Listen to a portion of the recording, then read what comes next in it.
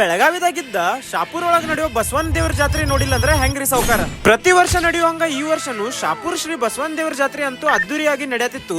ಅದಕ್ಕ ನಮ್ ದೋಸ್ತು ನನ್ ಲಗುನ ಕರ್ಕೊಂಡ್ ಹೋಗಿ ದೇವ್ರ ದರ್ಶನ ಮುಗಿಸ್ಕೊಂಡ ಸಂಜೆ ಕಿಚ್ಚ ಹಾಯೋದೈತಿ ಗಪ್ಪ ಅಂತೇಳಿ ಒಂದ್ ನಂಬರ್ ರೆಡಿ ಆಗಿ ಬಂದ್ ನೋಡ್ರಿ. ಅದಾದ್ಮ್ಯಾಗ ಮೈಯೆಲ್ಲ ನೀರಿನಿಂದ ಹಸಿ ಮಾಡ್ಕೊಂಡ ದಾನಮ್ಮ ದೇವರ ಗುಡಿ ಯಂತ್ರ ಪಲ್ಲಕ್ಕಿಯನ್ನ ಅಕ್ಕಪಕ್ಕದ ಓಣಿ ಅಂತ ಸುತ್ತಾಡಿಸಿ ದೇವಸ್ಥಾನದವರೆಗೂ ತರ್ತಾರ ನೋಡ್ರಿ. ಇಲ್ಲಂತ್ರು ಕಿಚ್ಚ ಹಾಯೋ ಕಾರ್ಯಕ್ರಮ ನೋಡ್ಬೇಕಂತೇಳಿ ಜನದ ಜಾತ್ರೆನ ಕುಡಿತು.